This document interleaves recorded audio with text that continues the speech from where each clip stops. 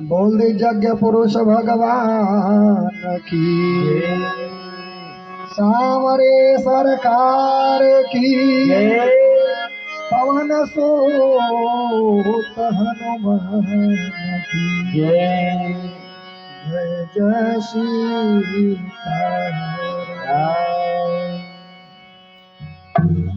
हम सब लोग रेडी हो जाइए भगवान नाम संकीर्तन में। भैया लोग और बहनी लोग, मैया लोग, आप सब लोग अपने करतल ध्वनि के सुंदर ताली के साथ भगवान नाम संकीर्तन कहिया। सीताराम राम राम सीताराम राम राम, सीताराम राम राम सीताराम राम राम, सीताराम राम राम सीताराम राम राम, सीताराम राम राम सीताराम राम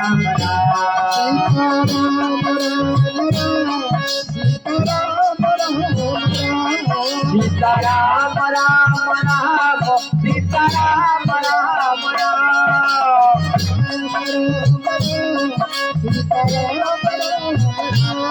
सीताराम राम राम, राजा राम राम राम राजा राम राम राम, राजा राम राम राम राजा राम राम राम।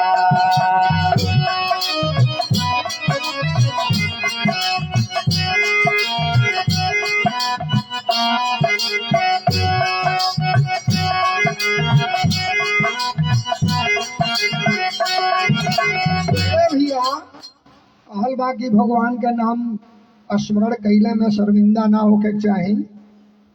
संकोच और ममता के परित्याग करके भगवान नाम संकीर्तन करे के चाहिए। तथा के आज हमन के चौथा दिवस हो गई, लेकिन लगता अभी थोड़ा थोड़ा संकोच रौरा पर करत आनी। भला बताई प्राइमरी में ही हाल बात, बोर्ड के परीक्षा में कैसे पास हो खल जाए और दिक्कत हुई। हाँ जी, थोड़ा सा बढ़ के ऊपर आई। बड़े सुंदर भाव हमारा संत लोग बतौले बा कि जोई मुख राम नाम नहीं आवा।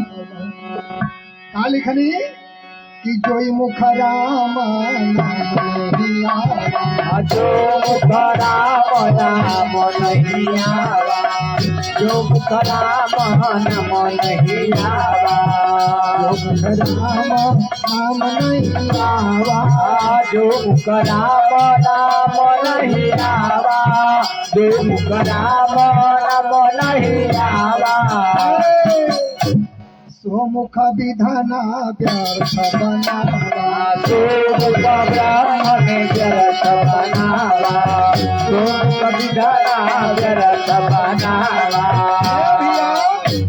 मुंह न बल्कि चूल्हा रेड़ लगाई चाहे सखुआ जला के राख कर दी। जय हो। वैसे वो मानो बा लड्डू रसगुल्ला खियाई चाहे सतुआ जला के। आई दू गो हाथ मिलल बा भगवान के नाम पर ताली लगावे के। बड़े सुंदर भगवान स्वरूप दहले, मुखड़ा देले बानो भगवान नाम संकीर्तन करे के।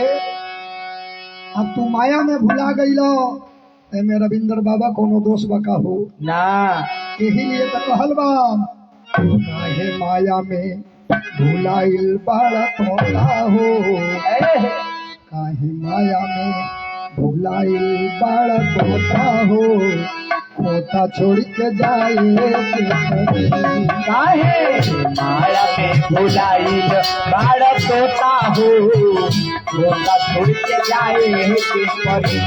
काहे माया में भुलाइल बाड़ा तोता हो, खोता छोड़ के जाए के परी।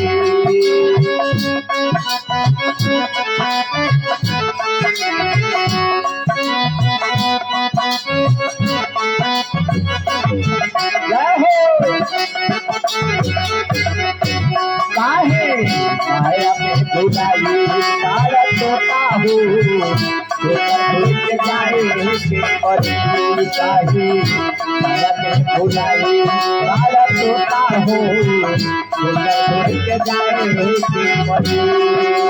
बोल दे लीला बिहारी सरकार की। जय।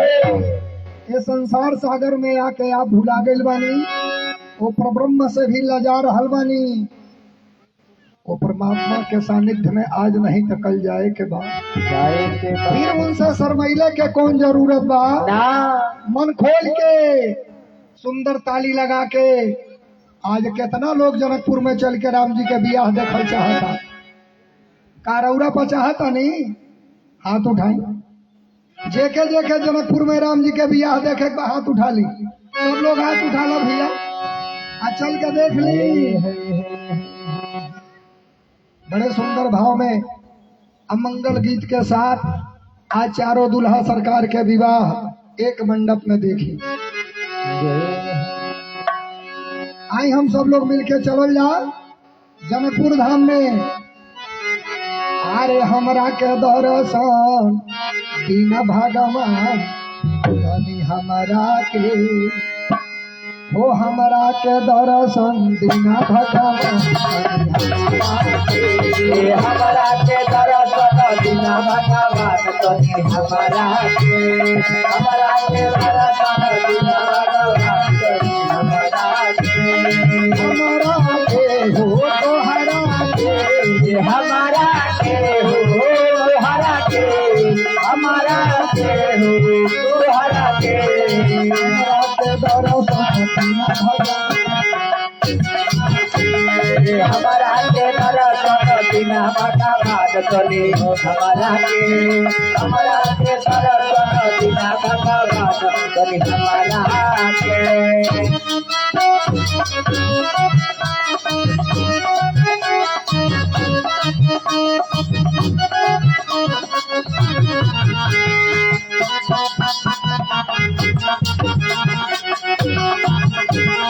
हमारा के दर्शन बिना भगवान तनी हमारा के, हमारा के दर्शन बिना भगवान तनी हमारा के।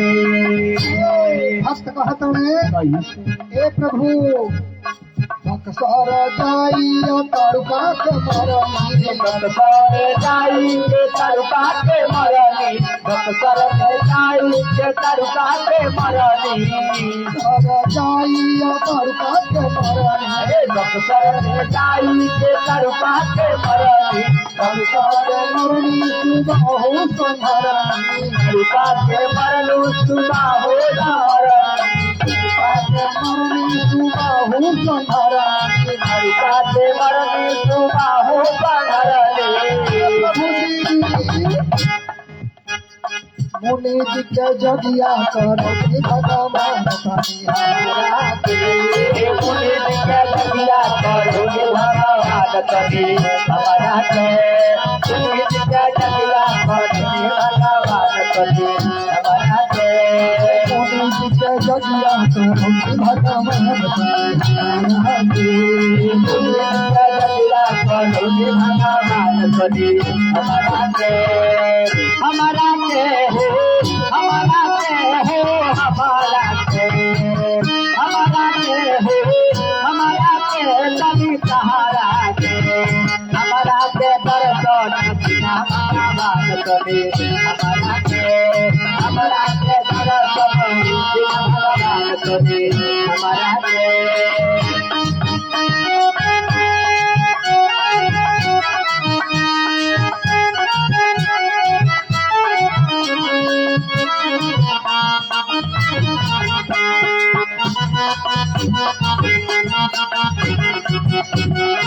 हमारा के दर्शन बिना भगवान तनी हमारा के, हमारा के दर्शन बिना भगवान तनी हमारा के। भैया भक्त कहतन हे प्रभु बनवा में जाई अहिल्या के तरनी, बनवा में जाई अहिल्या के तरनी, बनवा में जाई अहिल्या के तरनी, यह तो तरनी अहिल्या के तरनी, अहिल्या के तरनी, अहिल्या के तरनी। पत्थर से नारी बनूंगी भगवान करी पत्थर सजारे बनूंगी भगवान करे हमारा के पत्थर सजारे बनूंगी भगवान करे हमारा के हो सहारा के हमारा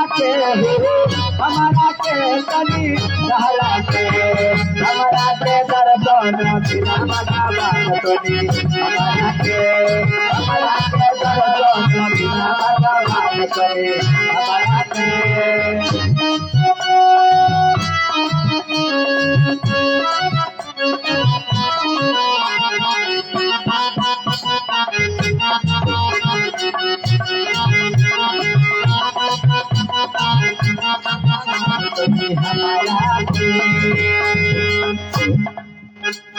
भक्त कहत हवे हे प्रभु और महिमा अपार बा जाई जनकपुर में धनुषा के तुरही जाई जनकपुर में धनुषा के तुरही जाई जनकपुर में धनुषा के तुरही जनकपुर में धनुषा के तुरही जाई जनकपुर में धनुषा के तुरही जाई जनकपुर में धनुषा के तुरही धनुषा के तुरही हो धनुषा के तुरही धनुषा के तुरही हो धनुषा के तुरही तुम दोनों हाथ ऊपर कैली सब है आप प्रेम से सबके आरे सिया संग ब्याही घर ऐनी भगवान तनी हमारा सिया भगवान करी हमारा सिया भगवान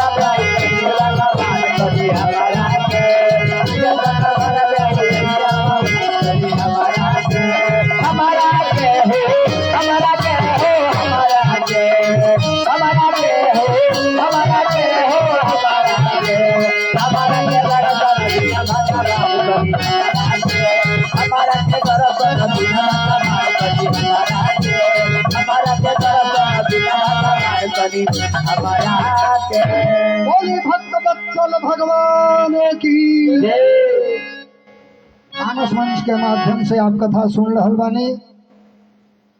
पूर्व के कथा और लीला के माध्यम से आप मंच के माध्यम से देख रहल बानी। रात्रि में रामलीला मंचन हो रहल बा, दिन में मानस कथा चल रहल बा। बंधुओं, भगवान के कथा बतावल गइल बा कि शारद शेष महेश गणेश ताहि निरंतर पारन पावे।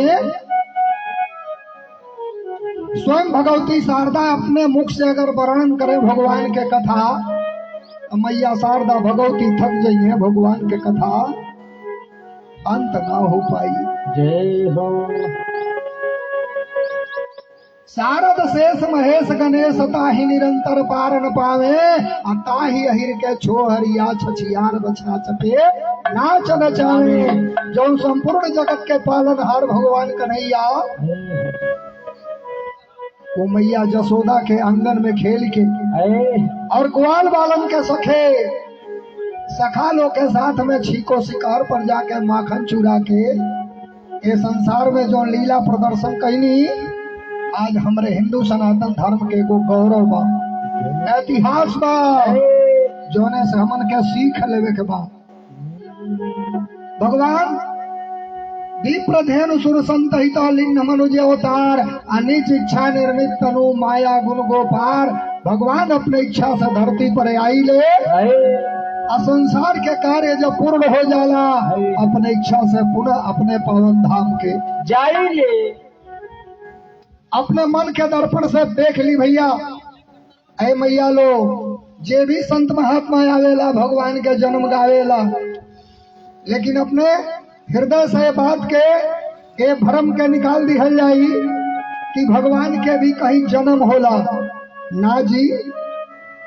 भगवान हमरा रौरा तरह अगर जन्म लेवे लगी है, हमरा रौरा तरह मरे जिए लगी है, तो भगवान के महिमा समाप्त हो जाए। अगर यह बात अफेक्ट होता तो बाबा गोस्वामी तुलसीदास जी मानस के ही कड़ी में ना लिखती कि बीनु पग चलई सुनहि बीनु पाना। पग चलाई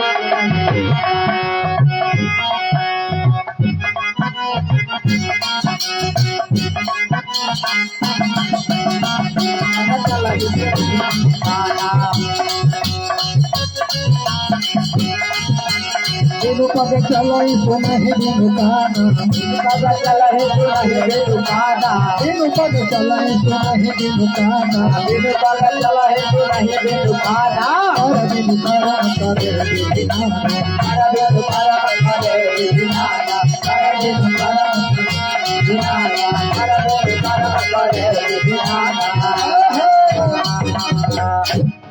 बाबा जी लिखता नहीं कि मेरे प्रभु का पैर नहीं है कि चल पावे, हाथ नहीं है कुछ कर पावे, मुख नहीं कि बोल पावे, आंख नहीं कि देख पावे, परंतु संसार की कोई क्रिया, कोई कला, कोई कार्य संसार का ऐसा नहीं जो भगवान न करते। जय हो जय हो आनंद रहित रह। बड़े सुंदर भाव। भगवान उस आनंद विषय यानी सांसारिक वासना से परे होकर, जैसे रौरा पर काली बाई के कढ़ाई चढ़ावे नी 9 रोटी, अगर एगो रोटी कम हो जाए तो कोनो मैया फिर कढ़ाई चढ़ावे जाइए का? एक रोटी कम हो जाए तो केहू काली कढ़ाई चढ़ाई हो ना जी, कढ़ाई अथरिया फेंक के भगिया दादा हो कौन भगवती खा गए। अरे वो तो मैया सुगंध लेके अपने आत्मा के तृप्त कर ताड़ी, अब मैया करो ताड़ी की नहीं तो राउर मनवा के संतुष्टि होता कि हम माई के पूजा करतानी। आज जकर मनवा साँच बा उ समझता कि भगवान के कथा में बैठ के आनंद के विभोर हो रहल बा, लेकिन जकरा गटैया के नीचे मनवा में घुसत नहीं खे, कथा नहीं जा अमृत बरसाई तबो ओकर निदिया ना टूटी हो। जय हो अब इन्हें एहू बेरा कुंभकर्ण के नींद में वो सुतल है बा। जय हो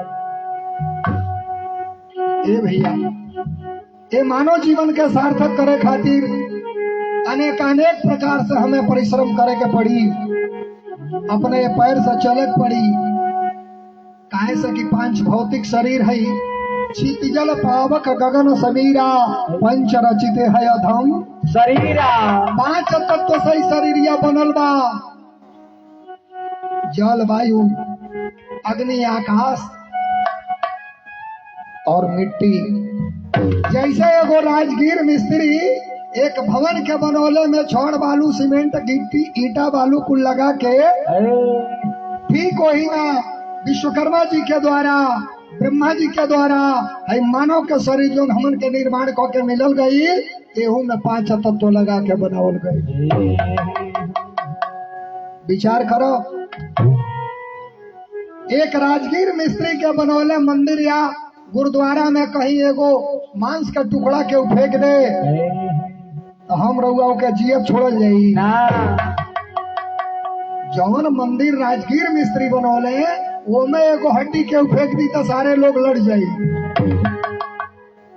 हाई परमात्मा के बनावल पावन मंदिर हो, ये मंदिर में कितना कुंटल रौरा डाल के गला दहनी, तनिक विचार कहनी का परमात्मा रउआ से खुश बा जौन भगवान रउरा के मंदिर बना के भेजले बाड़े। भैया हो, कथा के सार तत्व तबे समझ में आई जब रउआ शुद्ध शाकाहारी, शुद्ध विचार, शुद्ध वातावरण से रहो। अनाई भवनिया माई के भेंट क के बड़ डार चौराहा से आई तो भलाराम जी के कथा रउआ घोटा आई। भवनिया माई जके चढ़ जली ओके राम कथा ना भावेला, छुअबे न करी। बोल लीला बिहारी भगवान की जय। तो गोस्वामी जी लिखनी कि हरि अनंत हरि कथा अनंता, हरि अनंत हरि कथा अनंता, हरि अनंत हरि कथा अनंता। सुनहि बहु विधि सब संता, कहाए सुनहि बहु विधि सब संता, कहाए सुनहि बहु विधि सब संता। राम रामायण सत कोटि अपारा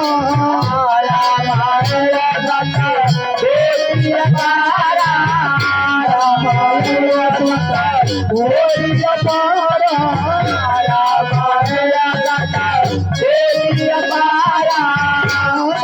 भाती राम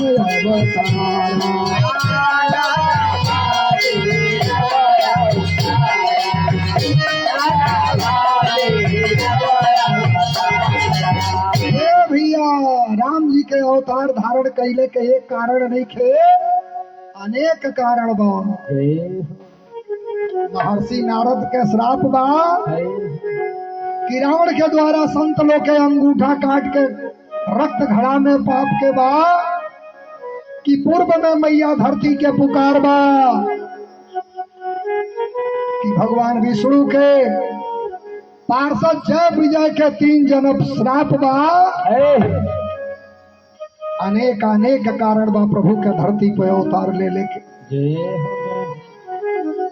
भगवान नारायण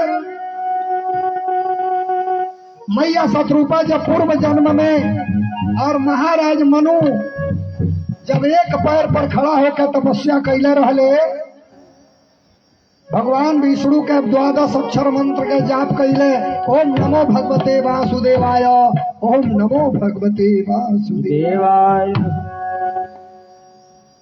सर्वलोक पितामह ब्रह्मा जी कहनी है देव महाविष्णु, हे लक्ष्मीपति,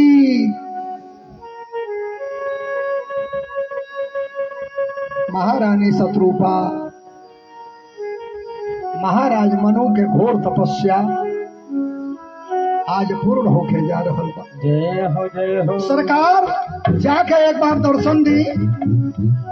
लीला बिहारी भगवान नारायण आदि पुरुष विष्णु जब महाराज मनु और माता शत्रुपा के सामने गईनी, महाराज मनु से भगवान कहनी, ए महाराज मनु मांग लो वर मांग लो।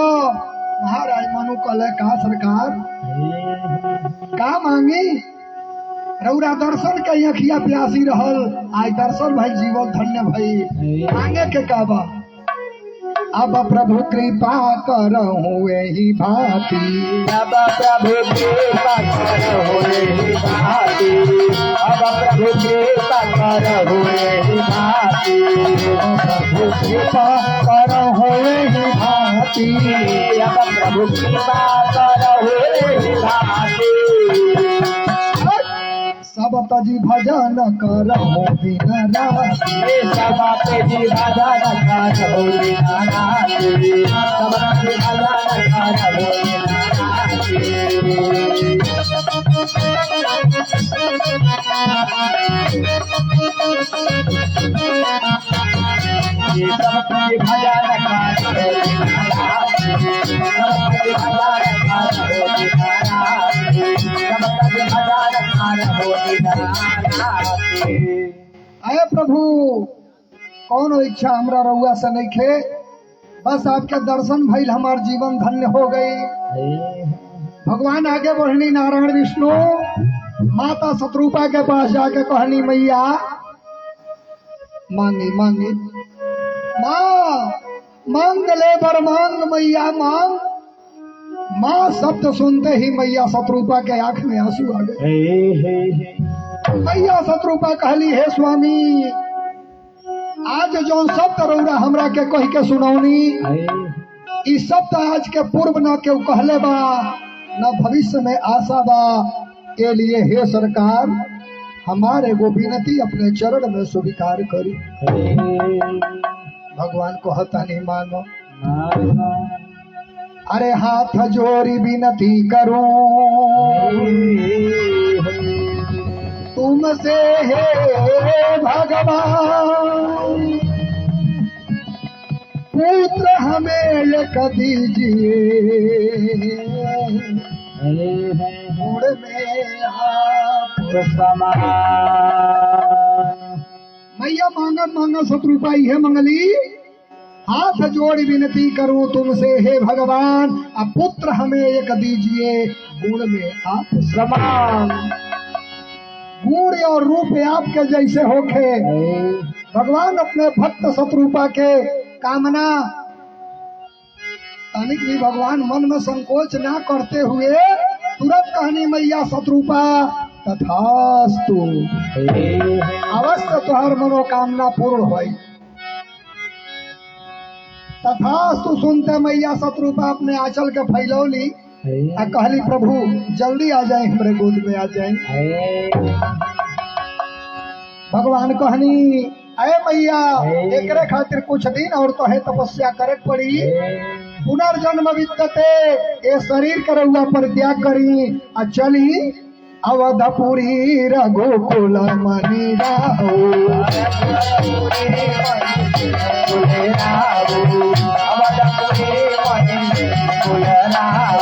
अवधपुरी रघुकुल मणि जगतपुरी रघुकुल मणि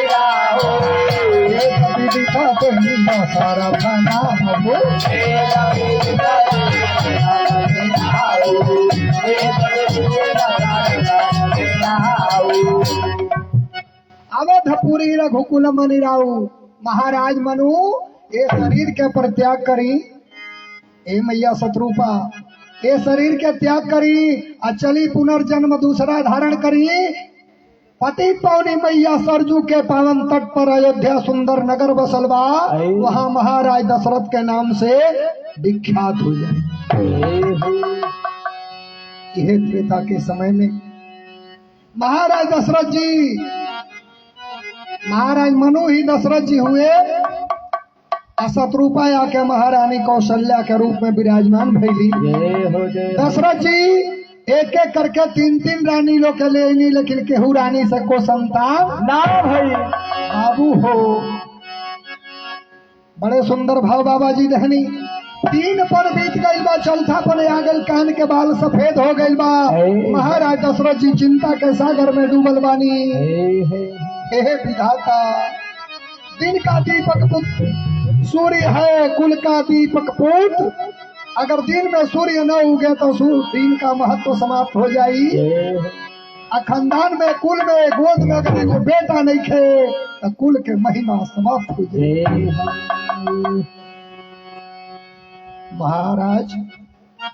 महाराज दशरथ जी अपने अयोध्या राज सिंहासन पर बैठल बानी। एकाएक यहाँ के मन में चौथेपन में एगो भाव आवता कि एक बार त्रेता जुग माही एक बार त्रेता जुग माही एक बार भूपति मन माही एक बार भूपति मन माही गलान मोरे सुतनाही गई गलान मोरे सुतनाही गया हो तुरंत वही बोलो गया हो तुरंत वही बोलो लाज करी विनय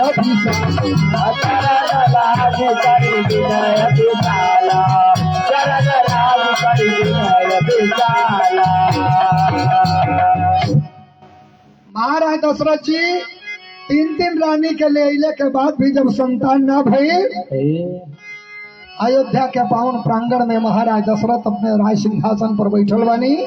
चिंता के सागर में जब डूब गई नहीं वही मन में एगो भाव होता अरे राजा और रानी ओ बैठी अरे राजा और रानी बैठी सोचले भवना चिंता भारी भैले लाल बिना सोना चिंता भारी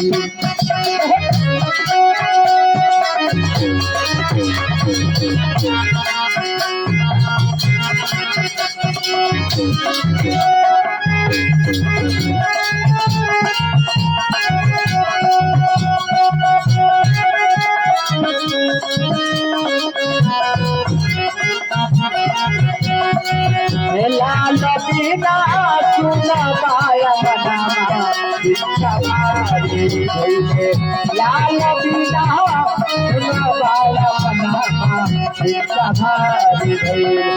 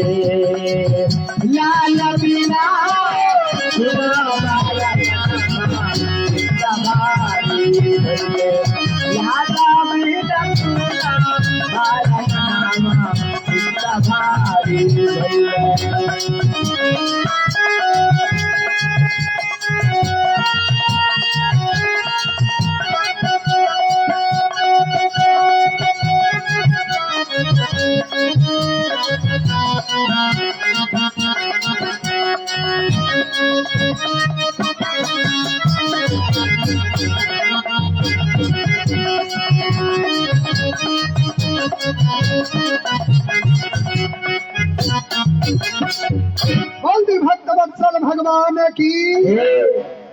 यह महाराज दशरथ जी महारानी कौशल्या के लेके जब गुरु वशिष्ठ जी के आश्रम में पहुंचल बानी, गुरु जी के कृपा भई श्रृंगी ऋषि महाराज विभांडव ऋषि के पुत्र के बोलवावल गई। सरजुग के पावन तट पर मनोरमा के दक्षिण तट पर सुंदर यज्ञशाला बनवा के अपुत्रष्टि यज्ञ के करावल गई। महर्षि श्रृंगी के तपस्या के प्रभाव और गुरु वशिष्ठ जी के आशीर्वाद के प्रभाव महाराज दशरथ जी के जीवन में चौथा पन में अयोध्या गुलजार भई। एक पुत्र ना चार चार पुत्र भइले, चारों पुत्र के लेके तीनों रानी के साथ अयोध्या नगर गुलजार भई। अयोध्या में मंगलचार भई। सारा सखी लो बड़े सुंदर भाव दी है। कैसे बाबू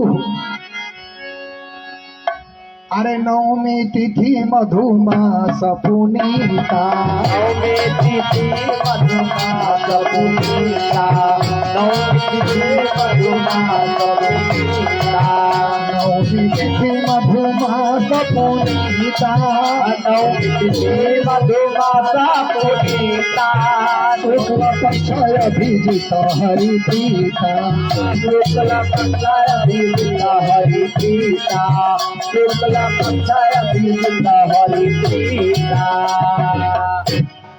चैत्र शुक्ल पक्ष नवमी अभिजित नक्षत्र में भगवान नारायण के अवतार भई। अनशन सहित लिंग है अवतारा चारू भाई के साथ भगवान का अवतार भई। गुरु वशिष्ठ जी के द्वारा नामकरण करके अब बड़े सुंदर अल्प समय में कम समय में भगवान के विद्याध्ययन भी होता। आई तनी एगो मंगल भी हो जाए जी। सोहर होला अरे लीला बिहारी लोग के माध्यम से राम जन्म भइले बा, लेकिन हमहू दौड़ा के तनी आगे बढ़ी। अयोध्या में जब भगवान का अवतार भइल तो सखी लोग के अंदर बड़े एगो उत्साह भइल। पूरे नर नारी बाल वृंद प्रजा सब खुशहाली मनावे लगले। का कहत रे अरे जुग जुग जिया तू ललनावा, हो भवनवा के भाग जागल हो। अरे जुग जुग जिया तू ललनावा, भवनवा के भाग जागल हो। ए ललना लाल भइले फुलवा के दीपक, महला तोर भइले हो। ललना लाल भइले फुलवा के दीपक, महला तोर भइले हो। जुग जुग जिए ललना बाबा बाबा के भाग जागल हो। जुग जुग जिए ललना हो दिलवा लाल भइले दिलवा लाल भइले दिलवा के दिलवा को हरवाया दूर भइले दिलवा लाल भइले दिलवा के दिलवा को मोहनया दूर भइले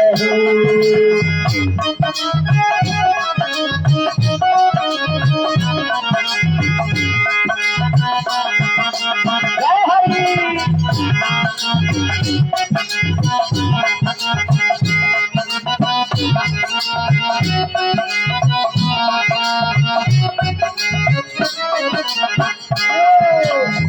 आजू तेरा पिया सुहावन बिना आज तेरा पिया सुहावना बिना वाले आज तेरा पिया सुहावना बिना वाले आजू तेरा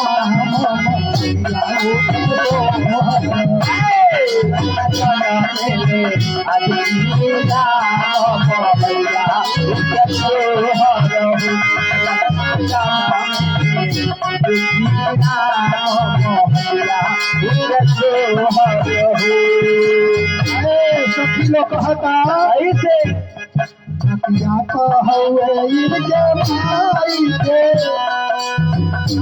नकिया नपिया तो हुए इनके माई के मुहावा का बाबूजी के नकिया तो हवे इनके भाई के बाबूजी के हो आया मोहनवा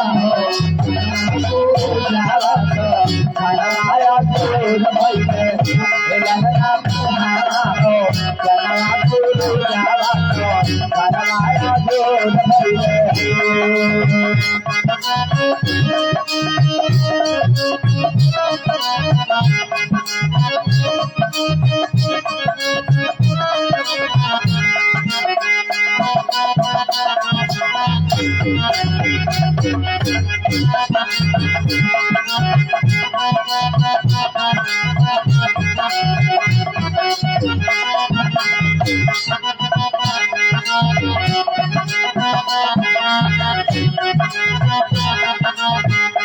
बोल दे लीला बिहारी भगवान की बाबू हो तनी साफ साफ समझत चली सब है ना तो हाँ। कहीं दुविधा में काम गड़बड़ा जाए जौन रौरा पाइल बनी कथा सुने कुछ लोग हिया बैठल बा कुछ लोग हुआ बैठल बा बालकनी में आ कुछ लोग हौ देख कहाँ बैठल बा आ कुछ लोग हिया बैठल जय हो यही तरह एगो गांव में कथा होत रहे 4 दिन बाबा कथा कहले गांव के पूरा लोग झड़ के चली आवे लेकिन वो गांव में एक जन रहले खुरखुर नहीं आवे कथा सुने खुरखुर नौगा खुरखुर रहे गांव भर के लोग जब आवे तो कहे खुरखुरवा चल ना तनते हूँ कथा सुन ले कहे हम कथा सुने जाई अरे रविंदर बाबा आइल बड़े 4 जने के फसौले बड़े हम का करे जाई क्या करे साधु बाबा भइल बालो इहे कुल सीखले बालो कथा ना कहिए तो केहू के पुआरी झोरिए का अबे जाई 10 रुपया देवे के पड़ी का फायदा बा 10 रुपया रही 50 रुपया साझी के अपन नमक मरचा साग सब्जी तेल साबुन चली हाँ तो रोज लोग कहे लेकिन खुरखुरवा कहियो कथा सुने नहीं आवे 2-4 गो माई बहन गाँव में गावत रहल लोग कहल लोग के खुरखुर बते ना चल कथा सुन ले अरे बड़ा निक रविंदर बाबा कथा को हता चल चल हाँ तो खुरखुरवा के ऊपर दाव लग गई जब 4 गो माई बहन अली तो खुरखुरवा तैयार हो गए कहतिया चली चली हम तब चल तानी आए सुना आई अपन 1 दर्जन लड़का रखिया खियाई हम जाता नहीं कथा सुन लड़को कमे रहले 1 दर्जन पूरा के पूरा 12 गो बाबू जब खुरखुरवा के दुल्हनिया कथा सुने चले के तैयार भई तब खुरखुरवा के रोआ गनगनाई कहत रहे तू जइबे कथा सुने हम गांव के बड़मनई है हमारे घर के मेहरारू कथा सुनी कहीं ऑर्केस्ट्रा हुई तो जाके देख लिए भोले राती के मुंह लुकवा के बता दीने में कथा सुनबे लोग का कही खुरखुरवा के मेहरारू आयल बिया काथा बाबू हो जब कथा सुने उचल रहा तब कहता खुरखुरवा सुन हे लोग के फेर में न पड़े लोग करवे कौन बा घरे पतो ही आ गइल बड़ी सो बनावत खियाव ताड़ी सो ई जा घूम घूम कथा सुना ता लोग आवेगा ते मत जो हम जाता नहीं तो खुरखुरवा आइला सबसे कगरी हऊ हमार बबुआ लोग बैठल बा कोई ना सबसे कगरी पूजा उठी तो बैठल कुआरा के भीड़ ठेवना हाथ धके बैठल कुआरा के भीड़ लगल कथा कहे बाबा जी वही दिन यह कथा कहत रहले राजा दशरथ जी के 3 गो मेहरारू रहली आ तीनों रानी से 4 गो बेटा भइले बोले खुरखुरवा वही जैसा उठ के कहत है रविंदर बाबा हम सारा कथा बूझ गईनी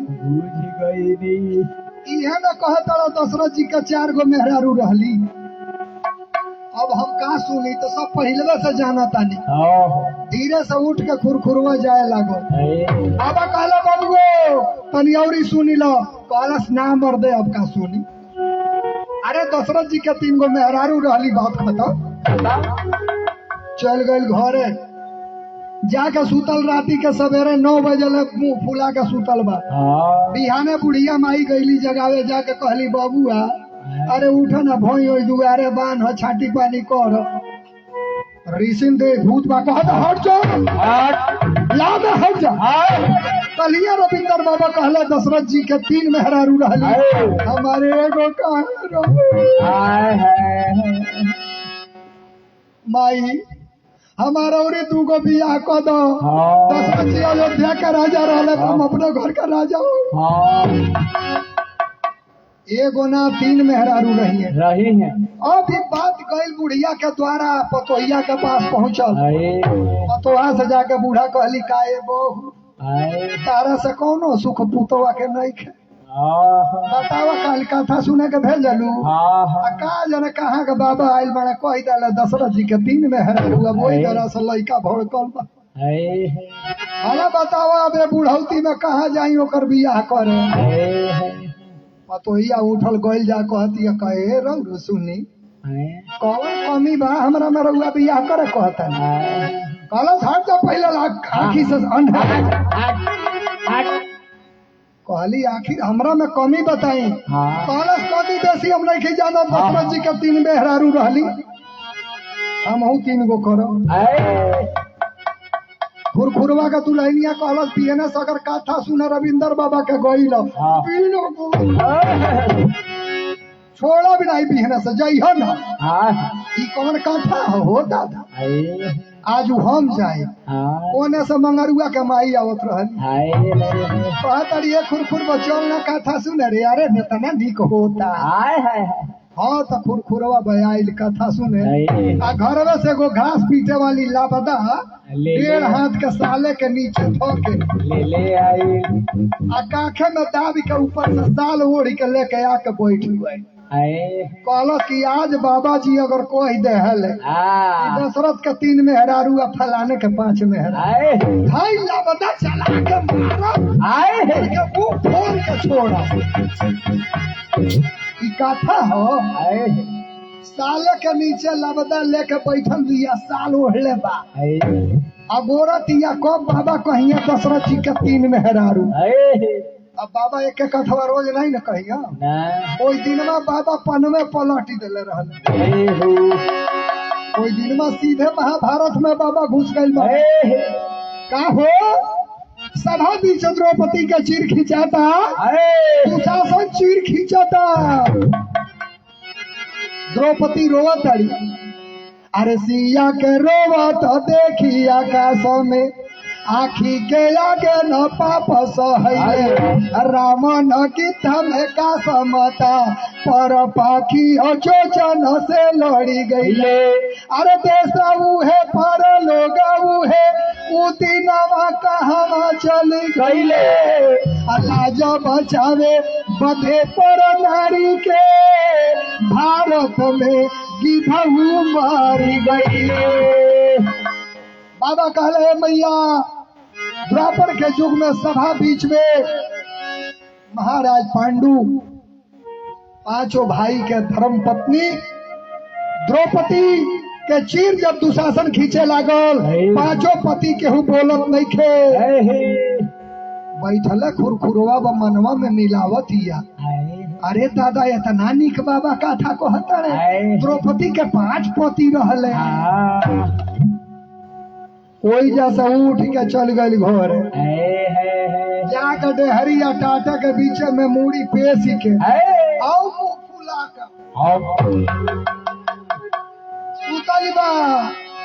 दिन सारे बूढ़ा गईली काहे बहू घर बर्तन होई कलश हटिया जाई हटिया। बूढ़ा कहलिए दादा ई का भाई काली ऊ गई रहे तो ऊ सुन के अलतीन में हरारुआ जी का सुन ले भैया। बूढ़ा कहली का भाई कहलस पतोहिया अभी रविंदर बाबा कलिया कहले कि द्रौपदी के 5 पति रहले आ केहू रोक नहीं पावल, दुशासन चीर खींचत रहे। ए माई हम हो जाता नहीं अब 5 गौरी कह के तो बूढ़ा कहली हो तो गांव के गाँव बबुआ बिगाड़ी दी कौन कथा हो। बोल दी लीला बिहारी भगवान की ए भैया कथा निमन बाउर ना होला, राउर भावना बाउर बा निमन बा, राउर विश्वास का कमी बा। जब 12 बारी नून डारा देख के सब्जिया में 4 जनी तो मुँह में खाए लायक रही कि घूरा पकड़ के लायक रही। कथा सुने के नियम बतौने रविंदर बाबा वही दिन ने कि बिना पत्नी कथम धर्म माश्रवाणान वर्तते, धर्म के कार्य में कहीं भी जाई, यज्ञशाला में अगर यज्ञ करावे जाता नहीं पत्नी के दाहिने बैठा के यज्ञ कराई, गया में पिंडदान करता नहीं पत्नी के दाहिने बैठा के पिंडदान करी, अगर गंगा में स्नान करता नहीं नारी के दाहिने गांठ जोड़ के तब गंगा में स्नान करी, आ बेटी का कन्यादान करता नहीं तो नारी के दाहिने बैठा के कन्यादान करी। आज जब रहुआ 12 बारी पारा पारी आई तो परे पारी न समझ। कथा के शुरू से लास्ट जब समझ तब ओकर भाव निकली, आ पीछे में जो है सुन ली तो है गुने लगी, आ वहीं से केहू धरती पर ओके मन में चिंतन करी आ केहू हवा में उड़ा दी। बोल दी आनंद कंद भगवान की जय। भगवान बचपन काल में ही बहुत बड़ा एक नियम रख ले रहनी। आज वो नियम शायद 100 परिवार में खोजल जाई तो शायद कहीं एक परिवार में मिली। आज हमरा ही नौका बबुआ लो जौन बब कट कटा के घूमत लो नहीं खेलो देखत आगवा बबरिया रहत छाता के तरे आ पीछवा से निया से साफ रहता का जाने वो कौन फौजी मॉडल हो बाबू ए भले बहनी के फाटी ऐसन बा लेकिन बब्बर फौजी ऐसन होके चाहिए। अरे बबुआ पढ़ब तो खुदे बॉर्डर पर लड़ब, ई बब्बर रखले फौजी बनब। कपड़ा रंगौले से रंग ना चढ़ी, मन रंगौले से रंग चढ़ी।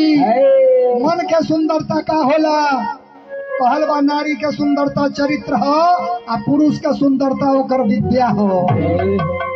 खाली बब कट रंगौले से होई। बाबूजी की रक्षा चला के बबुआ के पढ़े के भेजता है, बाबू मन लगा के दिल्ली जाता है इंजीनियरिंग को के आई हो, बढ़िया STM बन के आई हो, लेकिन बबुआ पैसा पा गई बने। अरे इम्तहाने में चीट चाहिए, कोने में सीट चाहिए। इम्तहाने में पढ़ने के भरोसे पेपर नहीं दिया, मोजा में उनके बूसट में उनके चीट के भरोसा लगल बा।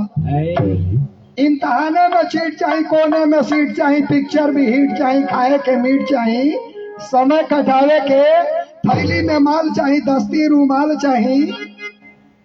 बाबू आ मुंह धोआ मीत चाहिए, गुल छर्रा उड़ावे के। पहल बा निरहा निर्मोछियन से लट पटार चूतियन से काजर अला बेटवन से बड़ा डेराई ले आ जब 4 गो जनखा गरमाले तो चुप्पे रही जाएगी।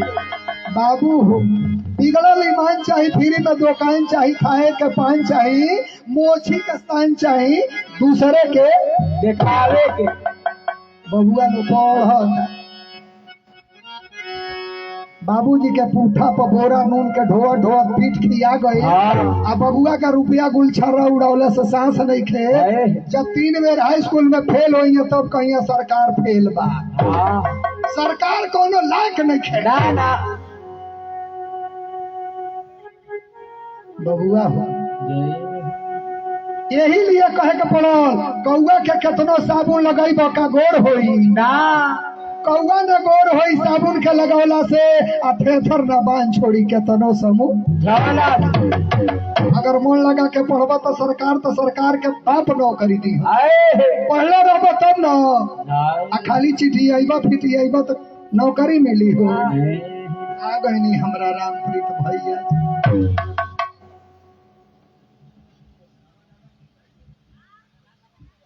राजू पासवान 2100 दिए हैं। अरे बाप जगी भगवान में। अच्छा अच्छा हाँ भैया राजू पासवान जी 2100 रुपए के दान यज्ञ भगवान में दिए। बोल दे लीला बिहारी भगवान की। हमरा यादव जी के तरफ से देखी 50 रुपए के दान बा तंताली लगा के स्वागत कर दी हल्ला। बोल दे लीला बिहारी भगवान की। जय। हे बाबू हमारे रघुनाथ जी बाल्यकाल में ही बड़े कम समय में गुरु आश्रम में जाके विद्या के ग्रहण कैनी। आ वहाँ के पहला काम का करी। अरे प्रातः काल उठी के रघुनाथ रात ही काल उठ के रघुनाथा। रात ही काल उठ के रघुनाथा। प्रातः काल उठी के रघुनाथ प्रातः ही काल उठ के रघुनाथा। प्रातः ही काल उठ के रघुनाथा। माता पिता गुरु वही माता। माता पिता गुरु वही माता। माता पिता गुरु वही माता। माता पिता गुरु वही माता। मातु पिता गुरु भगवान श्री राघवेंद्र सरकार के नियम मातु पिता गुरु। सर्वप्रथम माता के गोद में उठ के जब बैठी अब मैया कौशल्या के चरण पकड़ी। पुनः पिताजी के अब पुनः जाके महर्षि गुरु वशिष्ठ जी के चरण में प्रणाम करी। आज गो 3 गो आशीर्वाद एक व्यक्ति के ऊपर जब रही तो का संसार के कोनो ऐसा शक्ति बा कि बाल बा का बेटा के कर पाई हो ना। करी। जौने बेटा के ऊपर माई के आंचल के छाव बा, जौने बेटा के ऊपर पिता के आशीर्वाद बा, और जौने चेला के ऊपर गुरु के आशीर्वाद बा, और चेला के केहू बाल बा का करी ना। ए बेरा माई 9 गो जीवतिया कर तड़ी बबुआ के हमरे कहीं खरोच न लागे। अब बबुआ दोनों हथवा छोड़ के मोटरसाइकिल का हैंडल रोड पर गाड़ी चलावता है। भला बताओ एक जीवतिया का तू 200 जीवतिया करबू तो बचे वाला बा। बाबू हो दोनों हथवा छोड़ के हंडिलवा मोटरसाइकिलिया के प्रैक्टिस करता ना कुल हाईवे पर जाके धीरे से ठोकरिया था। अब तो बबुआ वही जा चिक्का फान के आखिया उलट जाता जीभिया बहरी राम नाम सोत।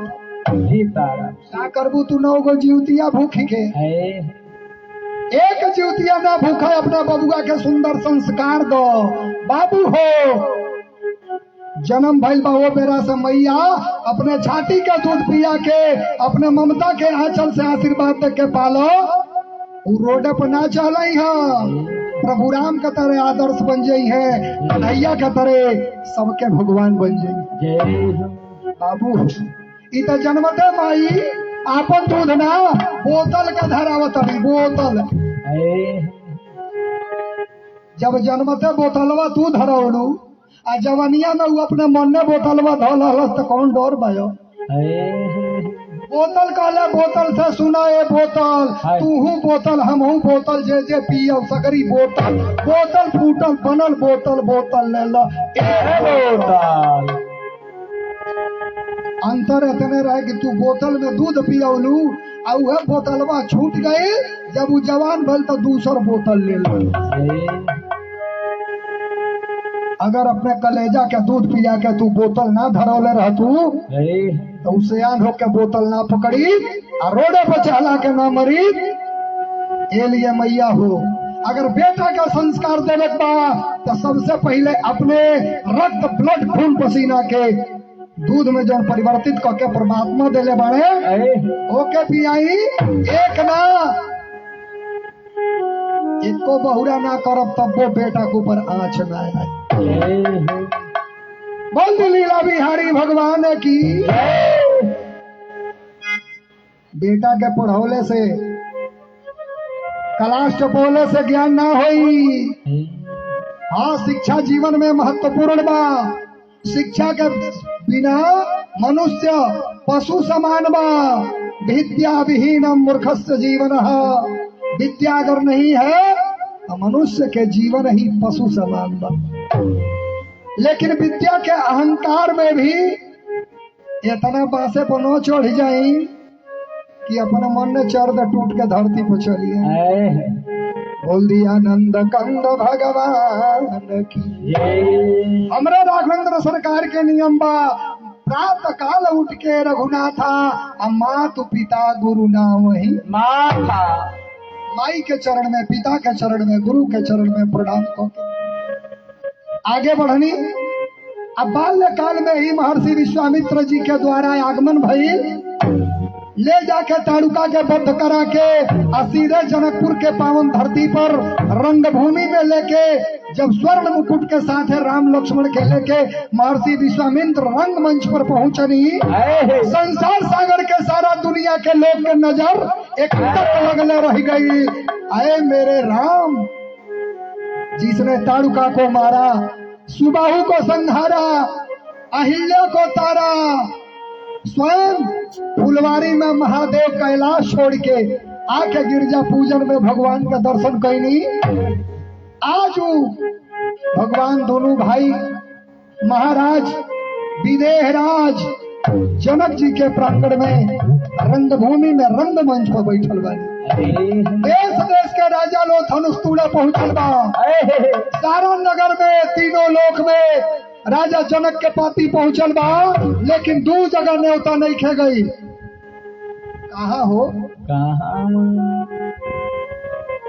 जो राम जी धनुषवत यज्ञ देखे गईल बानी, ए राम जी के घरे अवधपुरी अयोध्या नरेश महाराज दशरथ के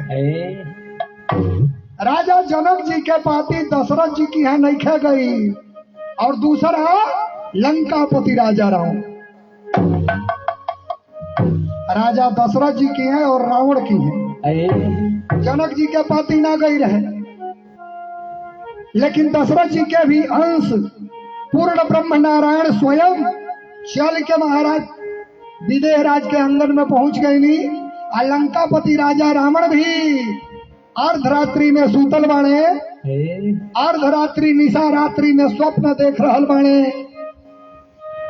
आधा रात के जब रावण के नींद खुलल, बड़े सुंदर भाव मुक्तक के माध्यम से दिए। आए समय रात की पड़ी हुई, किसने मुझे जगाया है।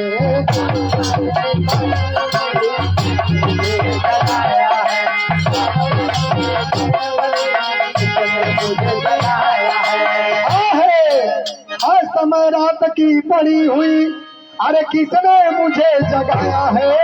हूँ मैं स्वप्न जागृत में, किसने मुझको फरमाया।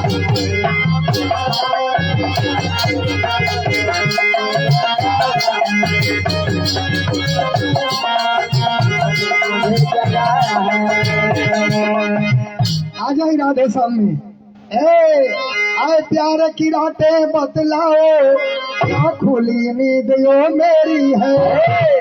आए प्यार की रातें बतलाओ, क्या खुली नींद यो मेरी है। जग गया भवन इस मध्य में, क्या मुझसे इरादा।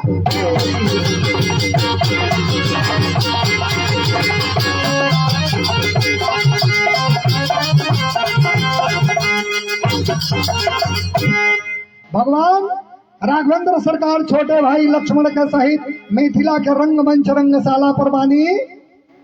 लंकापति राजा रावण अपने लंका महल में सूतल बने। अर्धरात्रि में जब नींद खुलल, महारानी मंदोदरी से पूछा ताने, अरे मंदोदरी हमार नींद कैसे खुलल? महारानी मंदोदरी कहली, स्वामी आप भूतो भविष्यति जानाति तुम ब्राह्मणा, भूत और भविष्य वर्तमान तीनों काल के ज्ञाता, हमसे काहे पूछता नहीं? स्वयं महादेव के चेला है, देवादिदेव शंभु से पता करी। रावण फिर सूत गईले, सूत के तपस्या कैले भगवान शंकर के। रउरा सुन ले बानी सोने के लंका, और रविंदर बाबा जाना ताने सूते वाला लंका। सोने के लंका और रउरा बुझता नहीं सोने के लंका। बाबू अगर सोने के लंका रहे तो हनुमान जी फूक कौन दहले? विचार करो, सोना कहीं आगे में जरेला हो, जरेला टहर जाला। बाबू बैठी बैठी बैठी कहा पछुआ गईली रौरत एगो बानी जके देख देख हमरो जीवा में। हाँ मंदोदरी कहली, स्वामी आखिर हमरा का जरूरत बा अर्धरात्रि में रउआ के जगाई? रउआ स्वयं महाबली है, विश्व विजेता है, तीनों लोक पर विजय कैले बानी, स्वर्ग पर आधिपत्य जमोले बानी, शंकर के चेला है। जय हो। देख ली रावण सूत गईले, सूत का तपस्या कैले। प्राण प्रिया मेरे ही कारण महात्रिभुवन नायक आया है, आकर लंका मध्यमा है, इस पलंग से मुझे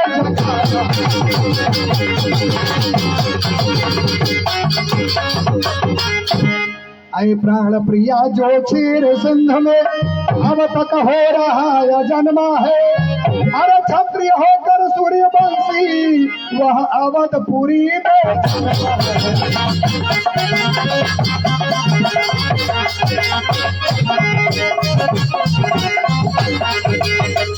कहतड़े ओ सावधान त्रिभुवनपति, आराम तुम अयोध्या में अवतार लिए हो और राजा जनक के दरबार में पहुंच गए हो।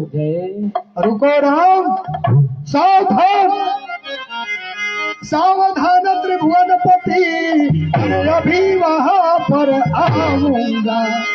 सावधान त्रिभुवनपति, अभी वहां पर आऊंगा, आकर उतनी दूरी पर ताकत तेरी अजमा।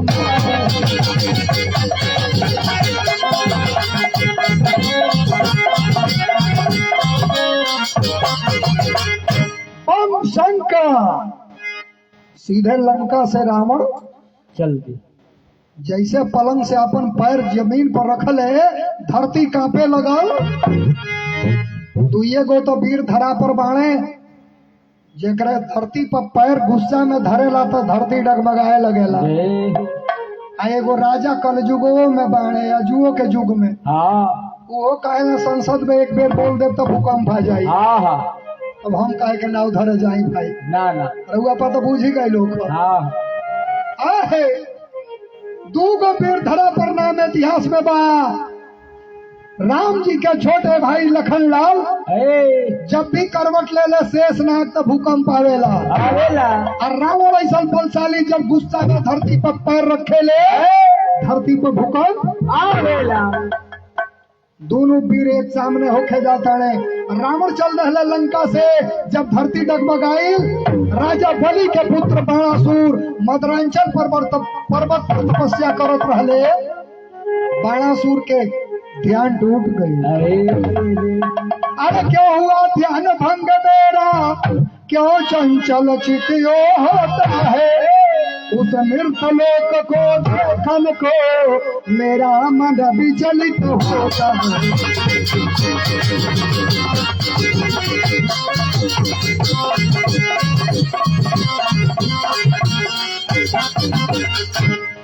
बाणासुर का ध्यान जब टूटल मदरांचल पर्वत पर, कि ऐसा का हो गल कि धरती कांपे लगल।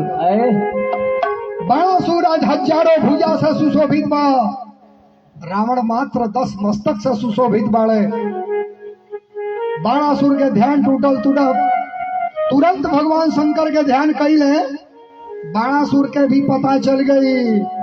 अरे हो रहा स्वयंवर सीता का मिथिलेश्वर की राजधानी में।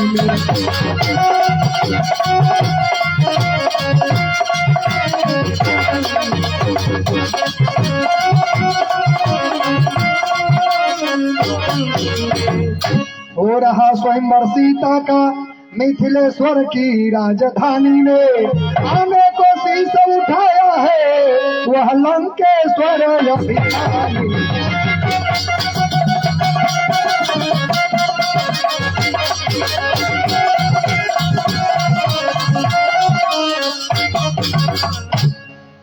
बाणासुर कहले अरे रावण।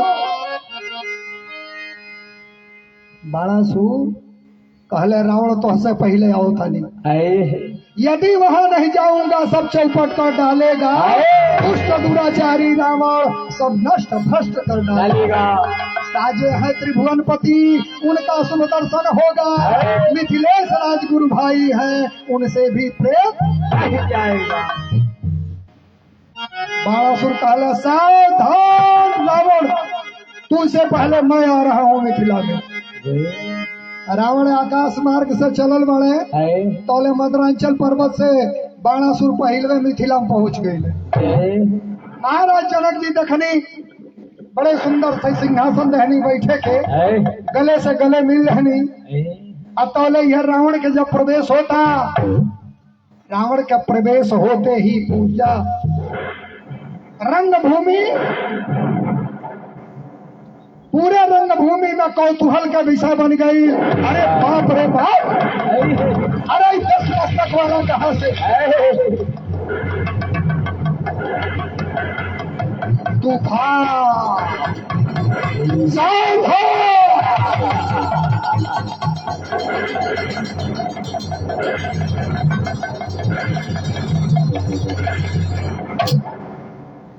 पूरे नगर में कोलाहल हो गई कि लंकापति राजा रावण के आगमन हो गई। महाराज विदेह राज सोचे लगले हे विधाता कैसे ही रंगभूमि इसिया के स्वयंवर कैसे सफल हुई। हे परमात्मा जौने रंगशाला में रावण ऐसा योद्धा के आगमन हो गई पता न कैसे विधाता कल्याण करी। मन ही मन महाराज विदेह राज पश्चाताप करता ने रावण पहुंचा कहा अरे राजा जनक या तुम्हारे राज्य में इन राजाओं की क्या जरूरत है। इतने राजा महाराजा को क्यों बुलाए हो। महाराज जनक जी कहनी है लंकापति पंडित राजा रावण ये सारे राजा मेरे सिया का स्वयंवर देखने आए हैं। जो वीर धनुष को खंडन कर देगा उसी के साथ अपनी बिटिया सीता का मैं विवाह करूंगा। वैदेही के साथ उसका जयकार होगा। रावण कहा एक बार तूने मुझे निमंत्रण नहीं दिया। जनक जी कहनी हे लंकेश आपके घर समुद्र के वो पार बा भला बताई हमरे मिथिला में ऐसा के बलशाली बा जे रउआ के पाती लेके समुद्र पार को के जाए। समुद्र के नाते हम पाती रउआ लगे ना भेज पौनी। रावण कहा चुप राजा जनक अगर हमारे नाम के पाती तू समुद्र के दे देले रहता समुद्र के कलेजा में दम नहीं उस पत्र को बहा दी। अगर मेरे नाम का पत्र तू अग्निदेव को दे दिया होता अग्नि की भुजा में दम नहीं उस पत्र को जला दे। अगर रावण के नाम का पत्र तू पवन को दे दिया होता पवन के कलेजा में शक्ति नहीं मेरे पत्र को बहा दी। बहुत बड़ी गलती किया है राजा जनक मुझे ना बिचलाओ बताओ धनुष कहाँ है। राजा जनक जी कहले सरकार सामने रखल बा। देख ली। रावण पहुंचा धनुष के पास 5 बार परिक्रमा किया तोड़ने का साहस करने लगा। कहा टूक करो हम तीन यमाल लावहु शंकर चाप कुंवर ले जाऊं लंका में मिटे जनक संताप। आए राजा जनक तू एक टुकड़ा करे के सोचा तड़ा कि धनुष टूटी दबे दे ही के विवाह हुई, 3 टुकड़ा करके फेंक दे। महाराज जनक जी सर नीचे करके सोचे लगनी, हे विधाता का होई हमार फूल ऐसा सुकुमारी। रावण के इस शब्द सुन के बाणासुर के चुभ गए। क्या कई शब्द बाण लगल बाणासुर के। बाणासुर कहले ही बड़ा जब से आयल बा बड़ बड़ बड़ बड़ एकदम किए जा रहा भाई।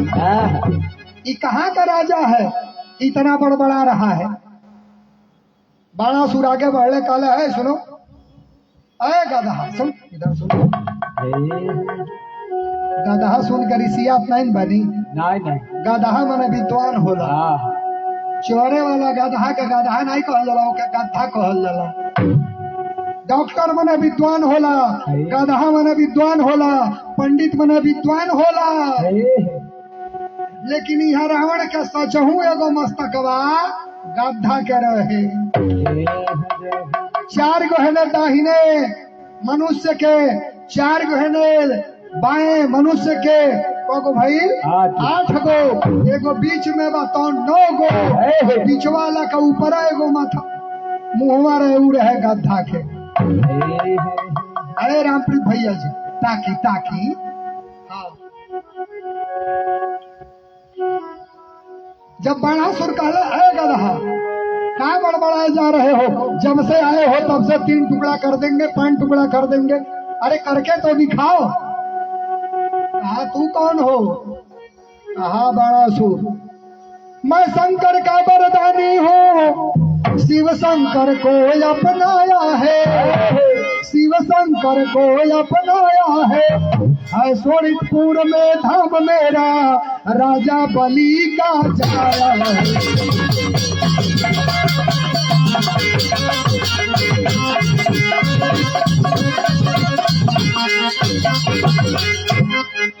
बाणासुर कहले है रावण सुतल लोक के राजा बलि के पुत्र बाणासुर है।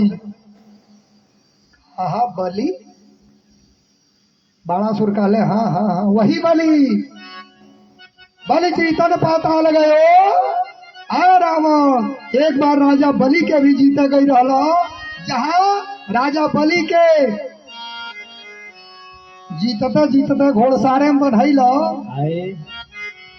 सारा लइका को हमरे राज्य के नगर के लइका को तो है घोड़ा और गधा समझ के घोड़सारे में बांध दे। अब फुटबॉल के तरह गोल से मार के खेले रावण हवा। नहीं कहले तब कौन रावण हुआ। किष्किंधा नरेश, किष्किंधा के राजा, बानरों के राजा बाली के काखे में 6 महीना दबाई रहलो रावण हुआ। कहा नहीं, कहा कौन रावण तू। रावण कहा सुनो, अरे कैलाशपति है इष्ट देव, मैं उनकी पूजा करता हूँ।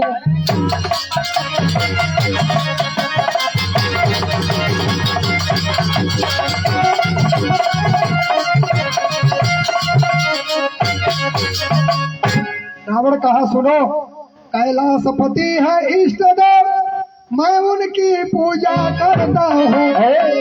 पिता हमारो विश्रवा लंका नगरी में रहता हूँ।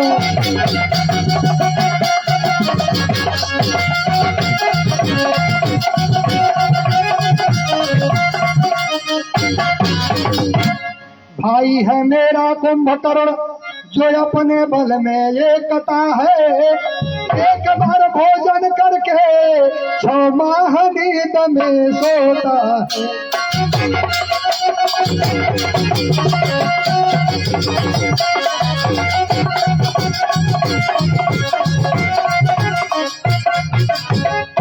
बेटा है मेरा इंद्रजीत जो धनुष बाण में हरफन है। अरे तेज तो उसका इतना है कि डरते सारे राजन है। ये चंद्रहास तलवार मेरी जो सदा बगल में रहती है, दुश्मन आ जाए मुकाबिल में बस मार उसी दम धरती है। आए बाणासुर सुनो, देवता बंधन मेरे वहाँ मेरे इशारे चलते हैं। कन्हैया भगत जी भैया भगत जी के तरफ से 101 रुपया दान। 101 रुपया दान बा। भगवान कल्याण करे। ताली लगा के स्वागत कर दी। बोल दी वृंदावन बिहारी लाल की। देवता बंधन मेरे वहाँ मेरे इशारे चलते हैं। इंद्र वरुण कुबेर आज मेरे घर पानी भरते हैं। ताकत दी है समदर्शी ने चतुरानंद से बरपाया हूँ। विख्यात जगत में रावण हूँ या भोलेनाथ की हूँ। रावण के बतिया सुन के बाणासुर कहले बड़ी लंबे लंबे हाँक रहे हो जी। अरे इतना लंबा क्यों फेंक रहे हो? राजा हो, धनुष तोड़ने आए हो, तोड़ कर दिखाओ, थोड़ा कौतुक करो, हम भी देख लें। रावण ने कहा तू भी तोड़। बाणासुर ने कहा नहीं, मैं शंकर को अपनाया है, शिव शंकर का प्यारा है, मैं शंकर का वरदानी हूँ, शिव शंकर को अपनाया है, हम शंकर के चेला हैं। भगवती जानकी जेकरा स्वयंवर बदे भइल बा, अगर हम शिव के धनुष तोड़ भी दे तो जानकी मैया से शादी ना कर सकेनी। हमार माता है। लेकिन अरे मूर्ख गधा, तुम्हें इतना ताकत है, तोड़ कर दिखा। कहा मैं तो आया हूँ तोड़ूं। रावण आगे बढ़ा, 5 बार परिक्रमा किया, अपने सारे इष्ट देवता को मनाया। अब मनौले के बाद जब धनुषवा के पास गईले, धनुष से आग के 16 निकले लागल। वो धनुष साधारण नहीं खे, राम के ही पूर्वज महाराज दधीची के रीढ़ के हड्डी से बनल धनुष। विचार करो भैया लोग, महाराज दधीची जिनके रीढ़ के हड्डी कपिला गौ से चटवा के नमक छीटवा के देवराजेंद्र जब बाहर करोले, 3 गो शस्त्र बनाओ, ओमे एगो शस्त्र ये है पिनाक धनुष, जो आज मिथिला के रंगशाला में रखल गई बा। जो ने धनुष के जानकी जी बचपन में ही उठा के नीचे झाड़ू लगा के पोछा लगा के साफ कर देले बाड़ी। आज वही शिव धनुष के रख के महाराज जनक जी प्रतिज्ञा कैले बड़े कि जे वीर धनुष के तोड़ी सीता के विवाह उनसे नाता जोड़। रावण 5 बार परिक्रमा करके जब धनुष के लगे पहुंचले, आग के 16 निकले लगे। रावण को अरे मैं शंकर का वरदानी हूँ, तो शिव शंकर का प्यारा है, शंकर का प्यारा है, शंकर वरदानी, शंकर का प्यारा है। मैं शंकर का वरदानी हूँ, तू शिव शंकर का प्यारा है, इसलिए तुझे नहीं तोड़ेंगे, इसमें अपमान हमारा है। जब बुझ गई कभी हिले मान के नहीं खे तो कहला है धनुष तू शंकर जी के हवा, ये लिए हम तो आगे नहीं तोड़ो, हमारा अपमान हो। बाणासुर कहले हो देखो, अरे गधा, अंगूर नहीं मिला तो खट्टा है, टूटल तो दूर बा, छू नहीं पौला, कहता तुरंत अपमान हमार हुई। अरे अगर हो बलशाली तो कर दो कौतूहल। रावण के भी तनी एक लाज लागल। रावण कहा, चलते चलते एक बात उसे याद आती है। नगर से जब बाहर निकलने लगा रावण तो कहा, आया था राम से मिलने पर आंखें अब तक मिली नहीं, मन की बातें मन में रही, हृदय कमल अभी खिली नहीं। अरे हम कौने भौजाल में पड़ गई नहीं हो, हम ऐनी राम का दर्शन करे, राम के दर्शन ना भई लंका जाए लगनी। लौट कैला रंगशाला में जाकर देखा ताने महर्षि के दोनों बगल में 2 गो राजकुमार बैठल बड़े दाहिने बाएं। लक्ष्मण जी के आवाज दहले, अरे लक्ष्मण नीचे आओ। लक्ष्मण जी जब नीचे अले तो रावण कहले, सुना तनी अपन हाथ देखाव, अपन हाथवा देखाव। लक्ष्मण जी अपन हाथ आगे देखौनी, रावण ऐसे हाथवा देखा, कहा लक्ष्मण तुमसे मैं कोई भय मुझे नहीं, जाओ। लक्ष्मण जी कहे भाई यहाँ सब राजा महाराजा धनुष तोड़ने, धनुष यज्ञ देखने आए, आई कहाँ से पंडित जी आ गए हाथ देखने। लक्ष्मण जी ने टोक दिया, कहा आप पंडित हैं? छोटे सुकुमार ने जैसे टिप्पणी की, कमेंट की, आप पंडित हैं? तुरंत लंकेश बोल उठा, कहा है मूसा योद्धा मूसा न पंडित, इस जग में न कोई दूजा है। मूसा योद्धा मूसा पंडित, इस जग में न कोई दूजा है। अपने मस्तक को काट काट मैंने शंकर को पूजा है। अरे लक्ष्मण, हमसे बड़ा किसी योद्धा का नाम सुना है क्या? अभी तो दूध मुहा है, चला। लक्ष्मण जी जाकर बैठ गए। पुनः कहा हे राम, नीचे आए। राम जी के सिंहासन से नीचे बुलाया। रावण दाहिना हाथ देखते ही राम जी के हाथ को लेकर अपने कलेजे पे साट लिया और तुरंत धड़ाम सा धरती पे मूर्छा होकर गिर पड़ा। कहा हे राम, हे राम, हे राम तेरे पाए भृगुटी, निज पिता मरण पन पास लिखा।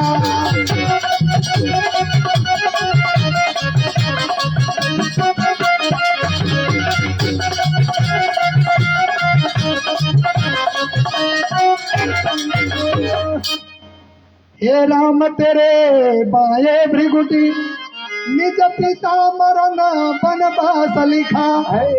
आराम, हे राम तेरे दाहिने भृगुटी, दस्कंदर का सत्यानाश लिखा।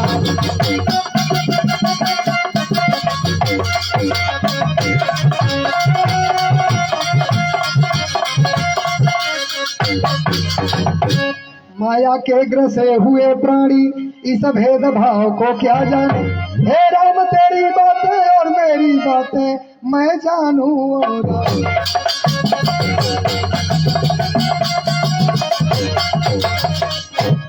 रावण ने कहा हे राम, आप की बातें और मेरी जो भक्ति है,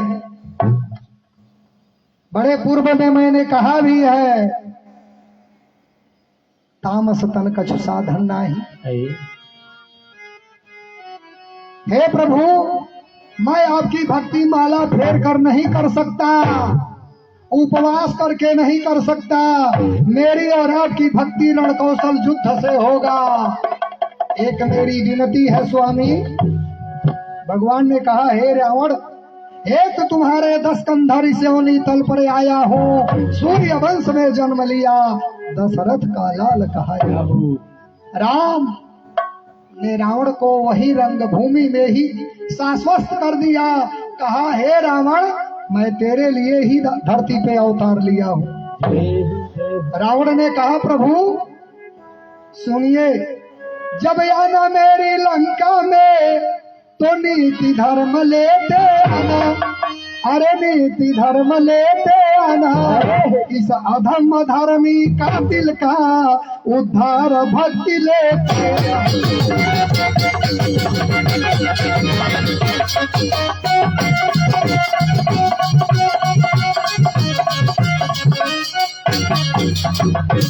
एक विनय मैं करता हूँ, लंका नयनाथ बना देना। घर सच्चा भाई विभीषण है, यह ताज उसे पहना देना।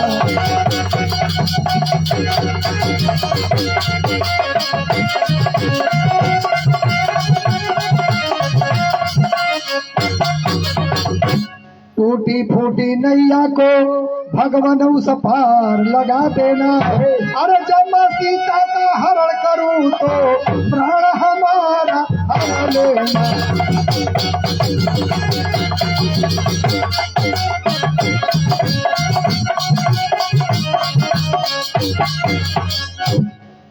आज देश देश के राजागण सीता पर आस लगाए हैं। सीता की आस राम में है, वह वीर धनुष में आए हैं। सुनो, जो वीर धनुष को तोड़ेगा सीता उसकी हो जाएगी। एक बात बताए जाता हूँ, एक दिन लंका में आएगी। मेरी मोक्ष पेटारी है। पेटारी कहल जला बेटी के। सीता रावण की बेटी थी। जनक जी ने हल चलाते समय पाया था सीता के उत्पत्ति का मुख्य कारण लंकेश है। रावण ने कहा मेरी मोक्ष पेटारी है, मैं ही उसको अपनाऊंगा। छल से, बल से या कौशल से एक दिन लंका दिखलाऊंगा। अधिक नहीं कह पाऊंगा, वह समय करीब दिखाता है, इसलिए आज्ञा दो प्रभु राम, लंका पति लंका जाता है।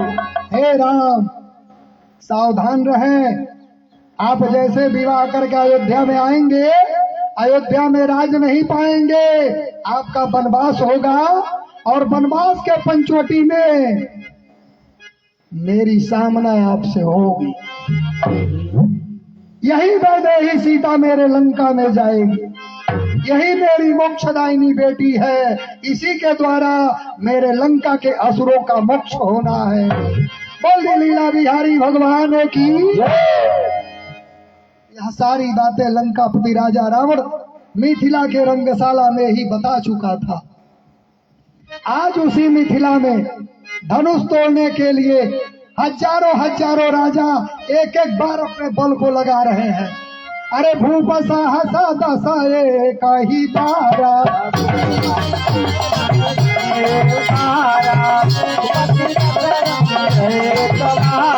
भूप सहसा दशा एक ही तारा, उठावन करई न तारा,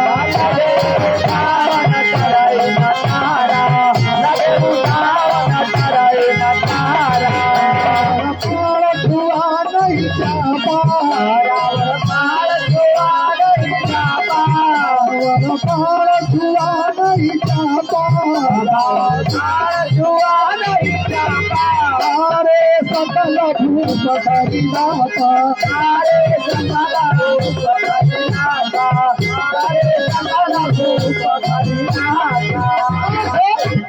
रावण बाण छुआ नहीं चापा, हारे सकल भूप करिनाथा।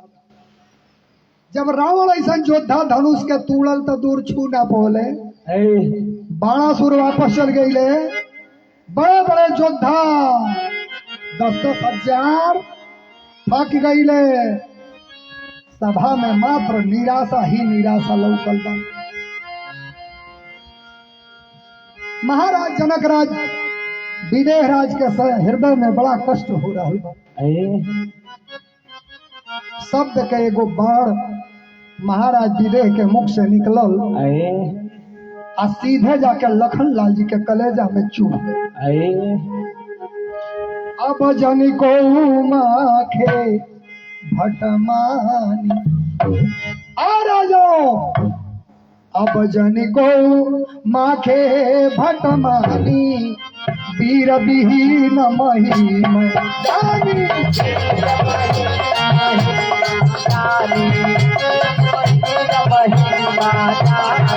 वीर विहीन महिम जानी, जहु भाषण जगि हजाओ, जहु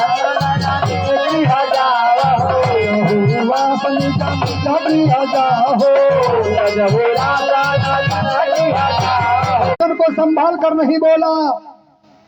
अगर मेरे गुरु का आदेश हो जाए, मेरे भैया अगर आशीर्वाद दे दे, जाके प्रभु राम के आगे माथा झुको ले। अब दोनों हाथ जोड़ के भगवान प्रभु राम से लखन, भैया खाली आप आदेश दे दी, कुहार के यहाँ जो मिट्टी के कांच घड़ा होला, कांचे घड़े के समान फोड़ दे, सुमेरु पर्वत के तरह इनके कांच मुरई के तरह। महर्षि विश्वामित्र जी कहानी, हे प्रभु राम शांत करी, शांत करी। अरे इस शेष के अवतार हमें, इनके फुंकार पे उठी की। भैया श्री राम आगे बढ़नी कहानी है भाई लक्ष्मण आई आइए बैठ जाइए।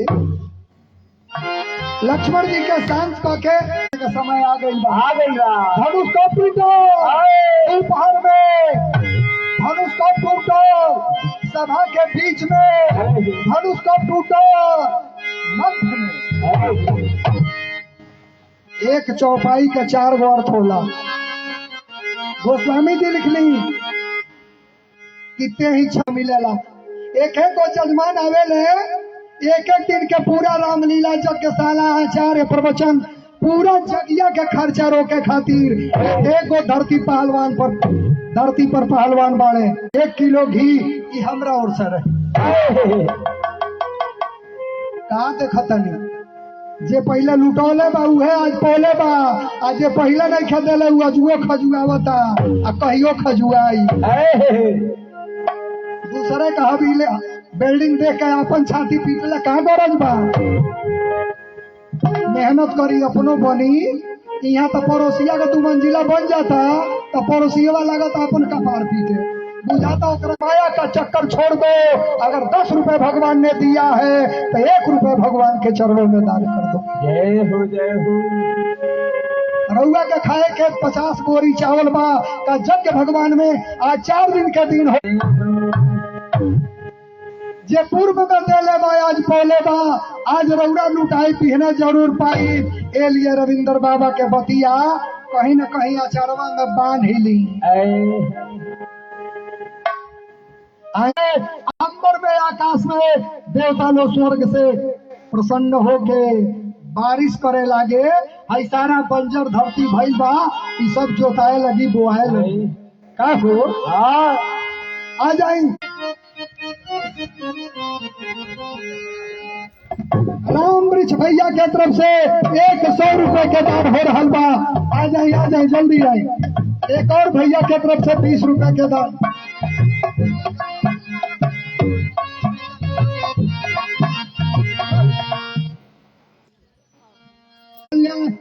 ऐसे बुझाता ही हो लड़का के नवासा मिली। हाँ 101 रुपया के दान। अरे हाय देखा जोरदार ताली लगाओ जोरदार ताली। सुनी के कर माई है हमें अरे दादा होई 3 दाली वाला बाकी को दाल तन बनबा हो को दाली बाय में 2 गो 50 रुपया। हाई बहन जी के तरफ से 102 रुपया के दान। जाए के नहीं के बैठा रही ई ना बूझी कथवा खत्म हो गई। अब तो चुटकी बाबा आओ तनी। हाँ बैठा रही सब आई जल्दी आई आ जाए। मात्र 5 मिनट के समय व्यासपीठ के दान दौरा के दिया जाता। 5 मिनट मात्र 2 मिनट बीतल बा 3 मिनट अभी बाकी बा। आई जल्दी करी फुर्ती से आई। साड़ी देखवा साड़ी आयल बा चारू दुल्हन के पहरावे के।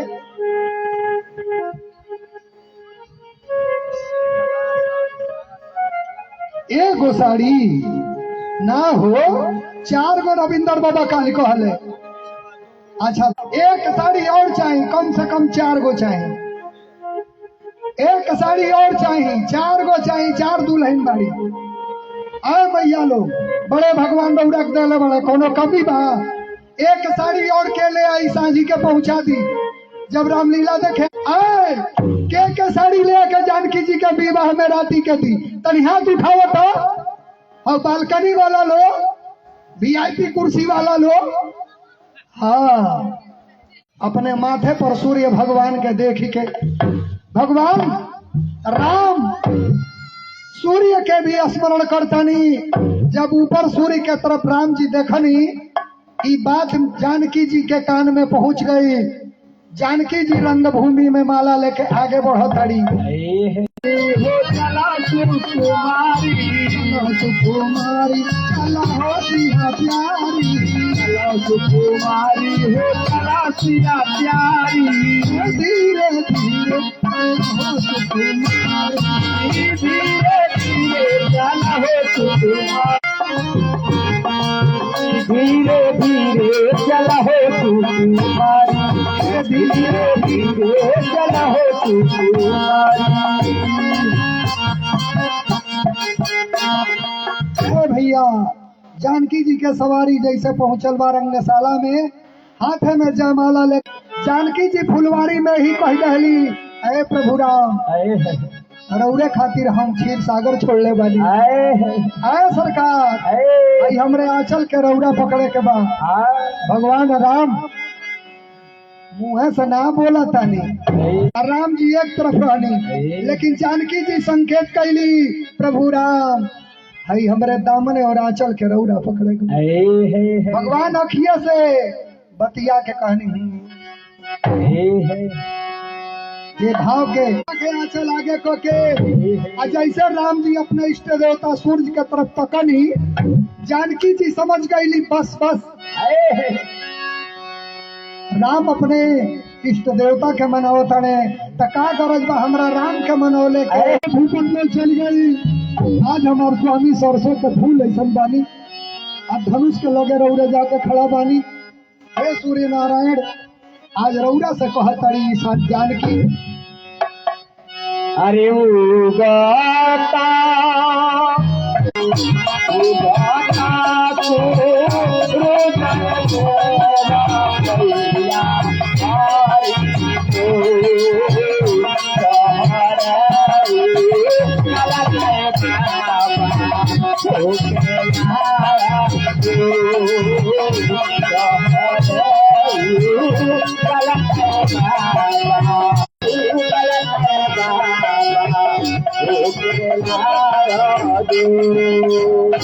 बड़े भाव में मैया जानकी कहतरी, हे प्रभु अरे जौना में के दुखियाए बाबा हो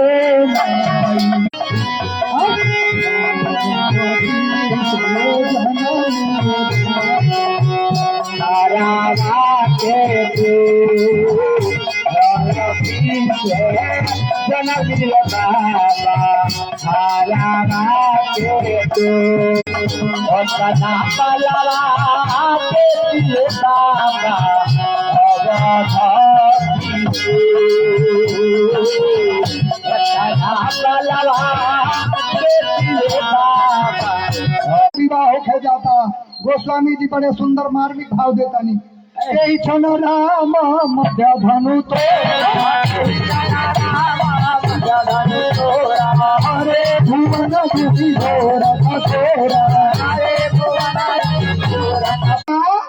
16 बरस के विचार करब जी, 6 बरस में और 16 बरस में कितना अंतर बा। लेकिन आज के 6 बरस ये बबुआ के तो बच्ची हुई बने पूरे रौरे हाथवा से तेरे हाथ है। ई कहानी कलयुग के नहीं खे, यह सत्य घटना हो, कहानी ना हो, हमरे आदर्श पुरुष राम के इतिहास हो।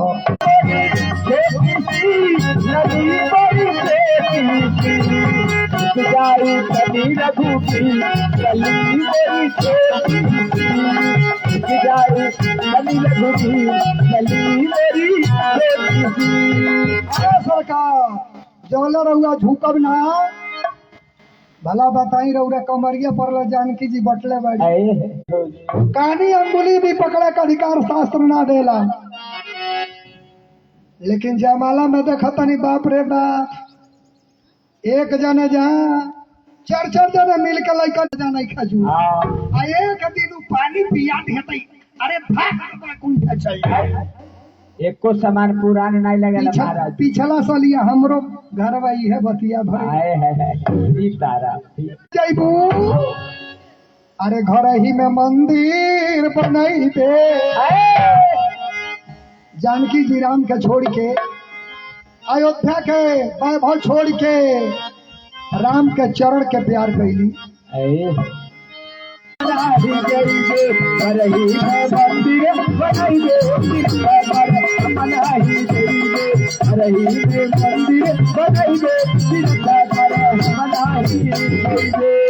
सासू कौशल्या ससुर